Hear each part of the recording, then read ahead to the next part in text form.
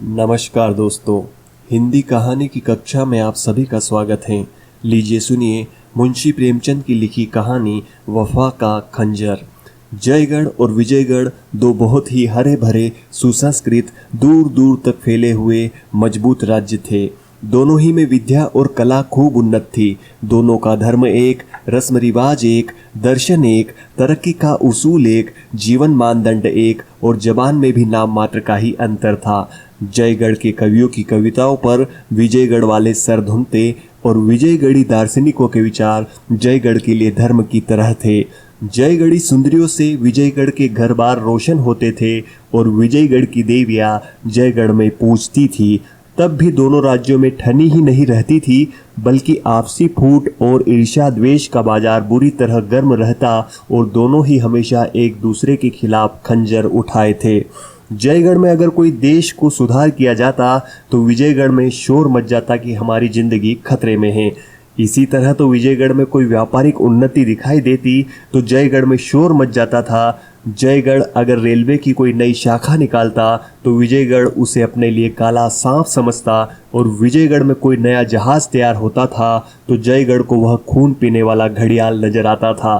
अगर यह बदगुमानियां अनपढ़ या साधारण लोगों में पैदा होती तो एक बात थी। मजे की बात यह थी कि यह राग द्वेष, विद्या और जागृति, वैभव और प्रताप की धरती में पैदा होता था। अशिक्षा और जड़ता की जमीन उनके लिए ठीक न थी। खास सोच विचार और नियम व्यवस्था के उपजाऊ क्षेत्र में तो इस बीज का बढ़ना कल्पना की शक्ति को भी मात कर देता था। नन्हा सा बीज पलक मारते भर में ऊंचा पूरा दरख्त हो जाता था। कूचे और बाजारों में रोने पीटने की सदाएं गूंजने लगती। देश की समस्याओं में एक भूचाल सा आता।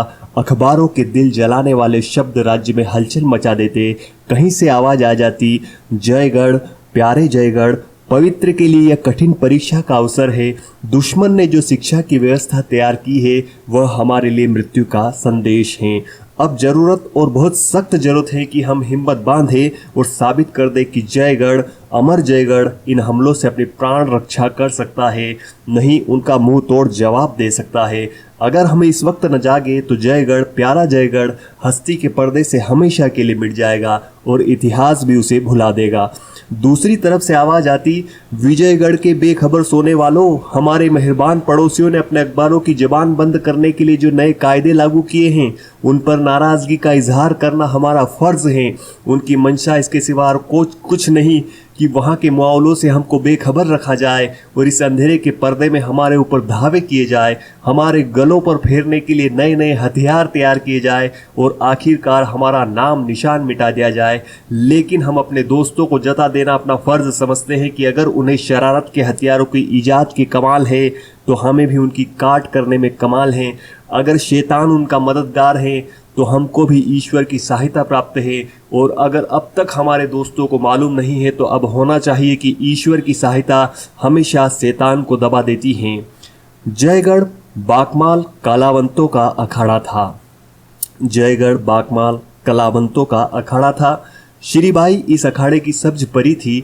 उसकी कला की दूर दूर तक ख्याति थी। वह संगीत की रानी थी जिसकी ड्योढ़ी पर बड़े बड़े नामवर आकर सिर झुकाते थे। चारों तरफ विजय का डंका बजाकर उसने विजयगढ़ की ओर प्रस्थान किया। चारों तरफ विजय का डंका बजाकर उसने विजयगढ़ की ओर प्रस्थान किया, जिससे अब तक उसे अपनी प्रशंसा का कर न मिला था। उसके आते ही विजयगढ़ में एक इनकलाब सा हो गया। राग द्वेष और अनुचित गर्व हवा से उड़ने वाली सूखी पत्तियों की तरह तीतर बीतर हो गए। सौंदर्य और राग के बाजार में धूल उड़ने लगी। थिएटरों और नृत्यशालाओं में वीरानी छा गई। ऐसा मालूम होता था कि जैसे सारी सृष्टि पर जादू छा गया है। शाम होते ही विजयगढ़ के धनी धोरी जवान बूढ़े श्रीबाई के मजालिश की तरफ दौड़ते थे। सारा देश श्री की भक्ति के नशे में डूब गया। विजयगढ़ के सचेत क्षेत्रों में देशवासियों के इस पागलपन से एक बेचैनी की हालत पैदा हुई। सिर्फ यही नहीं कि उनके देश की दौलत बर्बाद हो रही थी, बल्कि उनका राष्ट्रीय अभिमान और तेज भी धूल में मिल जाता था। जयगढ़ की एक मामूली नाचने वाली, चाहे वह कितनी ही मीठी अदाओं वाली क्यों न हो, विजयगढ़ के मनोरंजन का केंद्र बन जाए, यह बहुत बड़ा अन्याय था। यह बहुत बड़ा अन्याय था। आपस में मशविरे हुए और देश के पुरोहितों की तरफ से देश के मंत्रियों की सेवा में इस खास उद्देश्य से एक शिष्टमंडल उपस्थित हुआ। विजयगढ़ के आमोद प्रमोद के कर्ताओं की ओर से भी आवेदन पत्र पेश होने लगे। अखबारों ने राष्ट्रीय अपमान और दुर्भाग्य के तराने छेड़े। साधारण लोगों के हलकों में सवालों की बौछार होने लगी। यहाँ तक कि वजीर मजबूर हो गए। श्री बाई के नाम शाही फरमान पहुंचा, तुम्हारे रहने से देश में उपद्रव होने की आशंका है, इसलिए तुम फौरन विजयगढ़ से चली जाओ। मगर यह हुक्म अंतर्राष्ट्रीय संबंधों, आपसी इकरारनामे और सभ्यता के नियमों के सरासर खिलाफ था। जयगढ़ के राजदूत ने, जो विजयगढ़ में नियुक्त था, इस आदेश पर आपत्ति की और श्री बाई ने आखिरकार उसको मानने से इनकार किया, क्योंकि इससे उसकी आज़ादी और खुददारी और उसके देश के अधिकारों और अभिमान पर चोट लगती थी। जयगढ़ के कूचे और बाजार खामोश थे। शेर की जगह खाली, तफरी और तमाशे बंद। शाही महल के लंबे चौड़े सहने और जनता के हरे भरे मैदानों में आदमियों की भीड़ थी, मगर उनकी जबानें बंद थी और आंखें लाल। चेहरे का भाव कठोर और क्षुब्ध, त्योरियां चढ़ी हुई, माथे पर शिकन, उमड़ी हुई काली घटा थी, डरावनी, खसमोश और बाढ़ को अपने दामन में छिपाए हुए। मगर आम लोगों में एक बड़ा हंगामा मचा हुआ था। कोई सुलह का हामी था, कोई लड़ाई की मांग करता था, कोई समझौते की सलाह देता था, कोई कहता था कि छानबीनें करने के लिए कमीशन बैठाओ। मामला नाजुक था, मौका तंग, तो भी आपसी बहस, मुबाहसों, बदगुमानियों और एक दूसरे पर हमलों का बाजार गर्म था। आधी रात गुजर गई, मगर कोई फैसला न हो सका। पूंजी की संगठित शक्ति उसकी पहुंच और रोबदाब फैसले की जबान बंद किए हुए था।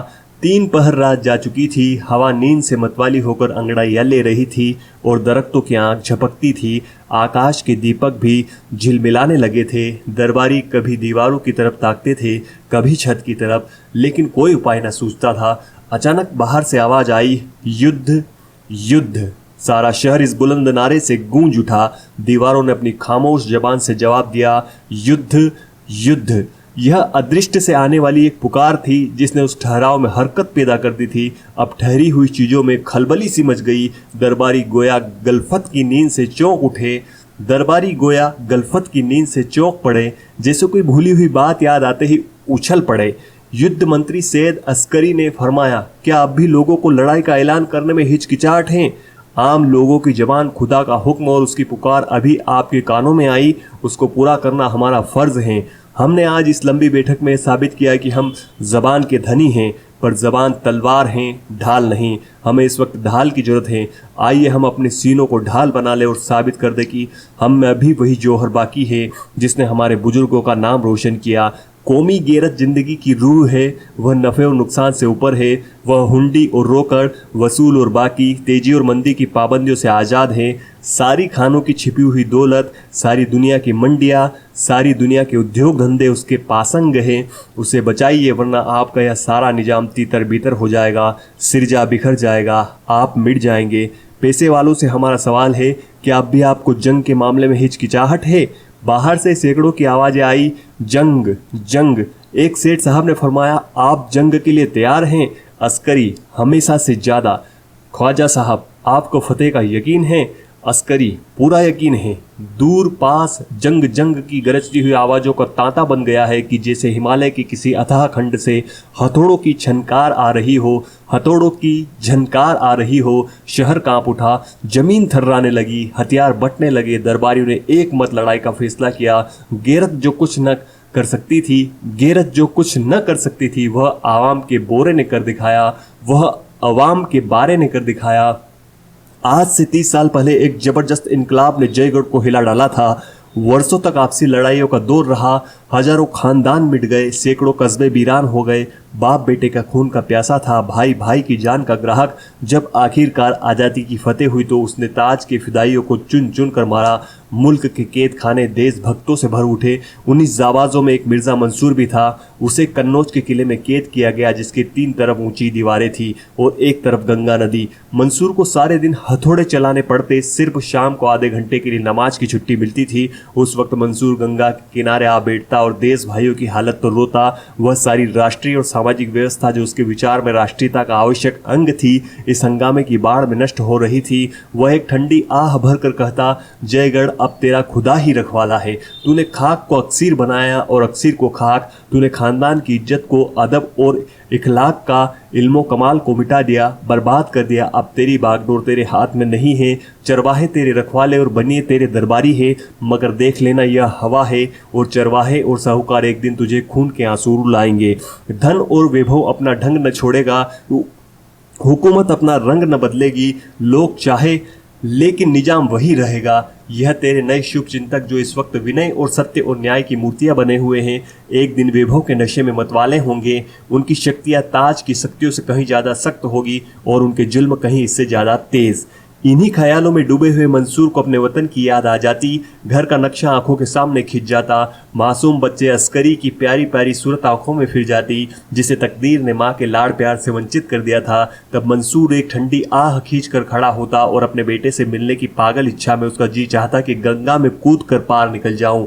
धीरे धीरे इस इच्छा ने इरादे की सूरत अख्तियार की। गंगा उमड़ी हुई थी और छोर का कहीं पता न था। तेज और गरजती हुई लहरें दौड़ते हुए पहाड़ों के समान थी। पाठ देखकर सनर में चक्कर सा आ जाता था। मंसूर ने सोचा नहीं उतरने दूं, लेकिन नदी उतरने के बदले भयानक रोग की तरह बढ़ती जाती थी। यहाँ तक कि मंसूर को फिर धीरज न रहा। एक दिन वो रात को उठा और उस पुरशोर लहरों से भरे हुए अंधेरे में कूद पड़ा। मंसूर सारी रात लहरों के साथ लड़ता भिड़ता रहा जैसे कोई नन्ही सी चिड़िया तूफान में थफड़े खा रही हो। कभी उनकी गोद में छिपा हुआ, कभी एक रेले में 10 कदम आगे, कभी एक धक्के में 10 कदम पीछे। जिंदगी की लिखावट की जिंदा मिसाल। जब वह नदी के पार हुआ तो एक बेजान लाश था, सिर्फ सांस बाकी थी और सांस के साथ मिलने की इच्छा। इसके तीसरे दिन मंसूर विजयगढ़ जा पहुंचा। एक गोद में अस्करी था और दूसरे हाथ में गरीबी का छोटा सा एक बुकचा। वहां उसने अपना नाम मिर्जा जलाल बताया। हुलिया भी बदल लिया था। हट्टा कट्टा सजीला जवान था। चेहरे पर शराफत और कुशीलता की कांति झलकती थी।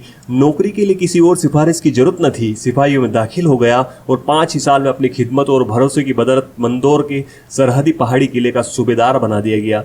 लेकिन मिर्जा जलाल को वतन की याद हमेशा सताया करती। वह अस्करी को गोद में ले लेता और कोट पर चढ़कर उसे जयगढ़ की वह मुस्कुराती हुई चरागाहें और मतवाले झरने और सुथरी बस्तियां दिखाता जिनके कंगूरे किले से नजर आते। उस वक्त बेअख्तियार उसके जिगर से सर्द आह निकलती और आंखें डबडबा आती। वह अस्करी को गले लगा लेता और कहता, बेटा वह तुम्हारा देश है, वही तुम्हारा और तुम्हारे बुजुर्गों का घोंसला है। तुमसे हो सके तो उसके एक कोने में बैठे हुए अपनी उम्र खत्म कर देना, मगर उसके आन में कभी बट्टा न लगाना, कभी उससे दया मत करना, क्योंकि तुम उसी की मिट्टी और पानी से पैदा हुए हो और तुम्हारे बुजुर्गों की पाक रूहें अब भी वहाँ मंडरा रही है। इस तरह बचपन से ही अस्करी के दिल में देश की सेवा और प्रेम अंकित हो गया था। वह जवान हुआ तो जयगढ़ पर जान देता था। उसकी शान शौकत पर निसार, उसके रोबदाब की माला जपने वाला, उसकी बेहतरी को आगे बढ़ाने के लिए हर वक्त तैयार, उसके झंडे को नई अछूत धरती में गाड़ने का इच्छुक 20 साल का सजीला जवान था। इरादा मजबूत, हौसले बुलंद, हिम्मत बड़ी, फौलादी जिस्म। आकर जयगढ़ की फौज में दाखिल हो गया और इस वक्त जयगढ़ की फौज का चमकता सूरज बना हुआ था। जयगढ़ ने अल्टीमेटम दे दिया, अगर 24 घंटे के अंदर श्रीबाई जयगढ़ न पहुंची तो उसकी अगवानी के लिए जयगढ़ की फौज रवाना होगी। विजयगढ़ ने जवाब दिया, जयगढ़ की फौज आए, हम उसकी अगवानी के लिए हाजिर हैं। श्रीबाई जब तक यहाँ की अदालत से हुक्म उदूली की सजा न पाले वह रिहा नहीं हो सकती और जयगढ़ को हमारे अंदरूनी मामलों में दखल देने का कोई हक नहीं। अस्करी ने मुंह मांगी मुराद पाई। खुफिया तौर पर एक दूत मिर्जा जलाल के पास रवाना किया और खत में लिखा, आज विजयगढ़ से हमारी जंग छिड़ गई। अब खुदा ने चाहा तो दुनिया जयगढ़ की तलवार का लोहा मान जाएगी। मंसूर का बेटा अस्करी फतेह के दरबार का एक अदना दरबारी बन सकेगा और शायद मेरी वह दिली तमन्ना भी पूरी हो जो हमेशा मेरी रूह को तड़पाया करती है। शायद मैं मिर्जा मंसूर को फिर जयगढ़ की रियायत में एक ऊंची जगह पर बैठा देख सकूं। हम मंदोर में न बोलेंगे और आप भी हमें न छेड़िएगा, लेकिन अगर खुदा न खास्ता कोई मुसीबत आ ही पड़े तो आप मेरी ये मुहर जिस सिपाही या अफसर को दिखा देंगे वह आपकी इज्जत करेगा और आपको मेरे कैंप में पहुंचा देगा। मुझे यकीन है कि अगर ज़रूरत पड़े तो उस जयगढ़ के लिए जो आपके लिए इतना प्यारा है और उस अस्करी के खातिर जो आपके जिगर का टुकड़ा है, आप थोड़ी सी तकलीफ से, मुमकिन है वह रूहानी तकलीफ हो, दरेग न फरमाएंगे। इसके तीसरे दिन जयगढ़ की फौज ने विजयगढ़ पर हमला किया और मंदोर से 5 मील के फासले पर दोनों फौजों का मुकाबला हुआ। विजयगढ़ को अपने हवाई जहाजों, जहरीले गड्ढों और दूर तक मार करने वाली तोपों का घमंड था। जयगढ़ को अपनी फौज की बहादुरी, जीवट, समझदारी और बुद्धि का था। विजयगढ़ की फौज नियम और अनुशासन की गुलाम थी। जयगढ़ वाले जिम्मेदारी और तमीज के कायल। 1 महीने तक दिन रात मार काट के मार के होता रहे। हमेशा आग और गोलों और जहरीली हवाओं को तूफान उठा रहता। इंसान थक जाता था पर कले अथक थी। जयगढ़ियों के हौसले पस्त हो गए। बार बार हार पर हार खाई। अस्करी को मालूम हुआ कि जिम्मेदारी फतेह में चाहे करिश्मे कर दिखाए, पर शिकस्त में मैदान हुक्म की पाबंदी ही के साथ रहता है। जयगढ़ के अखबारों ने हमले शुरू किए। अस्करी सारी कौम की लानत मलामत का निशाना बन गया। वही अस्करी जिस पर जयगढ़ फिदा होता था सबकी नजरों का कांटा हो गया। अनाथ बच्चों के आंसू, विधवाओं की आहें, घायलों की चीख पुकार, व्यापारियों की तबाही, राष्ट्र का अपमान, इन सब का कारण वही एक व्यक्ति अस्करी था। कौम की अगुवाई सोने की राज सिंहासन भले ही हो, पर फूलों की मेज पर हरगिज नहीं। जब जयगढ़ की जान बचने की इसके सिवा और कोई सूरत न थी कि किसी तरह विरोधी सेना का संबंध मंदोर के किले से काट दिया जाए, जो लड़ाई और रसद के सामान और यातायात के साधनों का केंद्र था। लड़ाई कठिन थी, बहुत खतरनाक, सफलता की आशा बहुत कम, असफलता की आशंका जीभ पर भारी। कामयाबी अगर सूखे धान का पानी थी तो नाकामी उसकी आग। मगर छुटकारे की ओर कोई दूसरी तस्वीर न थी। अस्कारी ने मिर्जा जलाल को लिखा, प्यारे अब्बाजान, अपने पिछले खत में मैंने जिस जरूरत का इशारा किया था, बदकिस्मती से वह जरूरत आ पड़ी है। आपका प्यारा जयगढ़ भेड़ियों के पंजे में फंसा हुआ है और आपका प्यारा अस्करी नाउम्मीदों के भंवर में। दोनों आपकी तरफ आस लगाए ताक रहे हैं। आज हमारी आखिरी कोशिश, हम मुखालिफ फौज को मंदोर के किले से अलग करना चाहते हैं। आधी रात के बाद यह मार्का शुरू होगा। आपसे सिर्फ इतनी दरखास्त है कि अगर हम सर हथेली पर लेकर किले के सामने तक पहुंच सके तो हमें लोहे के दरवाजे से सर टकरा कर वापस ना होना पड़े, वरना आप अपनी कौम की इज्जत और अपने बेटे की लाश को उसी जगह पर तड़पते देखेंगे और जयगढ़ आपको कभी मुआफ ना करेगा। उससे कितनी ही तकलीफ क्यों ना पहुंची हो, मगर आप उसके हकों से सुबह कदोश नहीं हो सकते। शाम हो चुकी थी। मैदान जंग ऐसा नजर आता था कि जैसे जंगल जल गया हो। विजयगढ़ी फौज एक खुरेंज मार्के के बाद खंदकों में आ रही थी। घायल मंदोर के किलों के अस्पताल में पहुंचाए जा रहे थे। तोपें थक कर चुप हो गई थी और बंदूकें जरा दम ले रही थी। उसी वक्त जयगढ़ी फौज का एक अफसर विजयगढ़ी वर्दी पहने हुए अस्करी के खेमे से निकला। थकी हुई तोपें, सर झुकाए हवाई जहाज, घोड़ों की लाशें, औंधी पड़ी हुई हवा गाड़ियाँ और सजीव मगर टूटे फूटे किले उसके लिए पर्दे का काम करने लगे। उनकी आड़ में छिपता हुआ वह विजयगढ़ी घायलों की कतार में जा पहुंचा और चुपचाप जमीन पर लेट गया। आधी रात गुजर चुकी थी। मंदोर या किलेदार मिर्जा जलाल किले की दीवार पर बैठा हुआ मैदान जंग का तमाशा देख रहा था और सोचता था कि अस्करी को मुझे ऐसा खत लिखने की हिम्मत क्यों कर हुई। उसे समझना चाहिए था कि जिस शख्स ने अपने उसूलों पर अपनी जिंदगी न्यौछावर कर दी, देश से निकाला गया और गुलामी का तोक गर्दन में डाला, वह अपनी जिंदगी के आखिरी दौर में ऐसा कोई काम न करेगा जिससे उसको बट्टा लगे।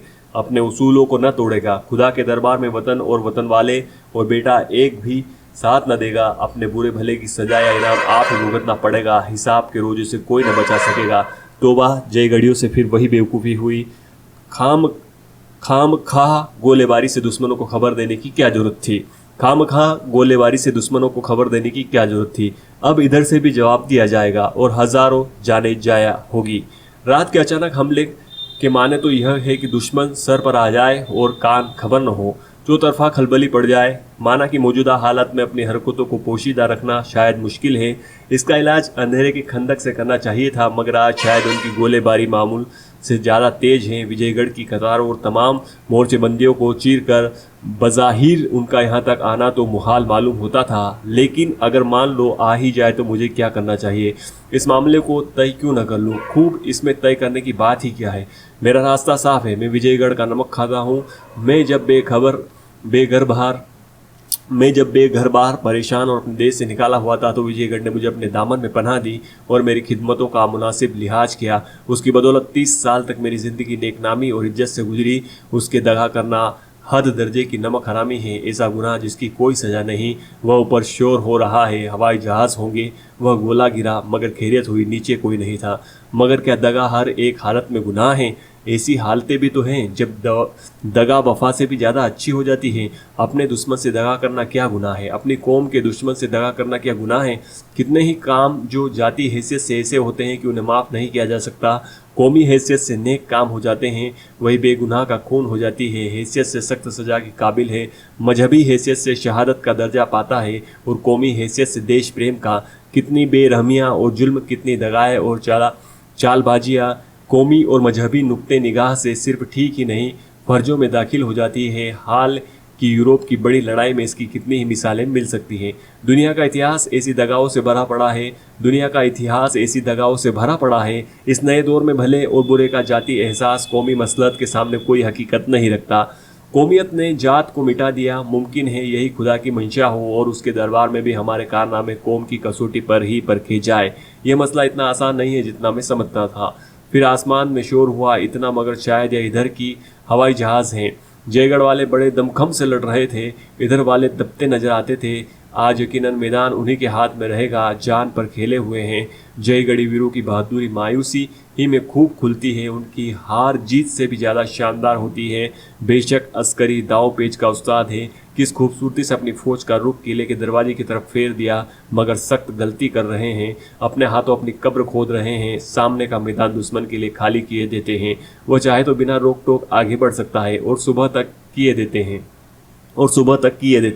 वह चाहे तो बिना रोक टोक आगे बढ़ सकता है और सुबह तक जयगढ़ की सरजमीन में दाखिल हो सकता है। जयगढ़ियों के लिए वापसी या तो गैर मुमकिन है या निहायत खतरनाक। किले का दरवाजा बहुत मजबूत है, दीवारों की संधियों से उन पर बेशुमार बंदूकों के निशान पड़ेंगे। उनका इस आग में घंटा भी ठहरना मुमकिन नहीं।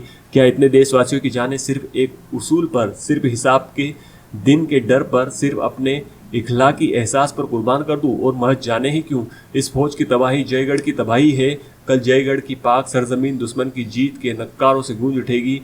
मेरी माएँ, बहनें और बेटियां हया को जलाकर खाक कर देने वाली हरकतों का शिकार होगी। सारे मुल्क में कत्ल और तबाही के हंगामे बर्पा होंगे। पुरानी अदावत और झगड़ों के शोले भड़केंगे। कब्रिस्तान में सोई हुई रूहें दुश्मन के कदमों से पामाल होगी। वह इमारतें जो हमारे पिछले बड़प्पन की जिंद निशानियां हैं, वह यादगारें जो हमारे बुजुर्गों की देन हैं, जो हमारे कारनामों के इतिहास, हमारे कमालों का खजाना और हमारी मेहनतों की रोशन गवाहियां हैं, जिनकी सजावट और खूबी को दुनिया की कौमें इस पर्दा की आंखों से देखती हैं, वह अर्ध बर्बर असभ्य लश्करियों का पड़ाव बनेगी और उनके तबाही के जोश का शिकार क्या अपनी कौम को उन तबाहियों का निशाना बनने दूं, महज इसलिए कि वफा का मेरा उसूल न टूटे। उफ़े किले में जहरीले गैस कहाँ से आ गए? किसी जयगढ़ी जहाज की हरकत होगी। सर में चक्कर सा आ रहा है। यहाँ से कुमक भेजी जा रही है। किले की दीवार के सुराखों में भी तोपें चढ़ाई जा रही है। जयगढ़ वाले किले के सामने आ गए। एक धावे में वह हुमायूं दरवाजे तक आ पहुंचेंगे। विजयगढ़ वाले इस बाढ़ को अब नहीं रोक सकते। जयगढ़ वालों के सामने कौन ठहर सकता है? या अल्लाह किसी तरह दरवाज़ा खुद ब खुद खुल जाता। कोई जयगढ़ी हवाबाज मुझसे ज़बरदस्ती कुंजी छीन लेता, मुझे मार डालता। आह मेरे इतने अजीज हम वतन प्यारे भाई आन के आन में खाक में मिल जाएंगे और मैं बेबस हूँ। हाथों में जंजीर है, पैरों में बेड़िया, एक एक रोआ रस्सियों से जकड़ा हुआ है। क्यों न इस जंजीर को तोड़ दूं, इन बेड़ियों के टुकड़े टुकड़े कर दूं और दरवाजे के दोनों बाजू अपने अजीज फतेह करने वालों की अगवानी के लिए खोल दूं। माना कि यह गुनाह है, पर यह मौका गुनाह से डरने का नहीं। जहन्नुम की आग, उगलने वाले सांप और खून पीने वाले जानवर और लपकते हुए शोले मेरी रूह को जलाए तड़पाए, कोई बात नहीं। अगर महज मेरी रूह की तबाही मेरी कौम और वतन को मौत के गड्ढे से बचा सके तो वह मुबारक है। विजयगढ़ ने जाति की है। उसने महज जयगढ़ को जलील करने के लिए, सिर्फ उसको भड़काने के लिए श्री भाई को शहर निकाले को हुक्म जारी किया, जो सरासर बेजा है। हाय अफसोस मैंने उसी वक्त इस्तीफा न दे दिया और गुलामी की इस केस से क्यों न निकल गया। गजब जयगढ़ी फौज खंदकों तक पहुंच गई। या खुदा इन जाबाजों पर रहम कर, इनकी मदद कर। कलदार तोपों से कैसे गोले बरस रहे हैं, गोया आसमान के बेशुमार तारे टूट पड़ते हैं। अल्लाह की पनाह, हुमायूं दरवाजे पर गोलों की कैसी चोटें पड़ रही हैं, कान के पर्दे फटे जाते हैं। काश दरवाज़ा टूट जाता। हाय मेरा अस्करी, मेरे जिगर का टुकड़ा, वह घोड़े पर सवार आ रहा है। कैसा बहादुर, कैसा जाबाज, कैसी पक्की हिम्मत वाला। मुझ अभागे कलमुहे की मौत क्यों नहीं आ जाती? मेरे सर पर कोई गोला क्यों नहीं आ गिरता? जिस पौधे को अपने जिगर के खून से पाला, जो मेरी पतझड़ जैसी जिंदगी का सदाबहार फूल था, जो मेरी अंधेरी रात का चीरा, मेरी ज़िंदगी की उम्मीद, मेरी हस्ती का दारोमदार, मेरी आरजू की इंतहा था, वह मेरी आंखों के सामने आग के भंवर में पड़ा हुआ है और मैं हिल नहीं सकता। इस कातिल जंजीर को क्यों कर तोड़ दूँ?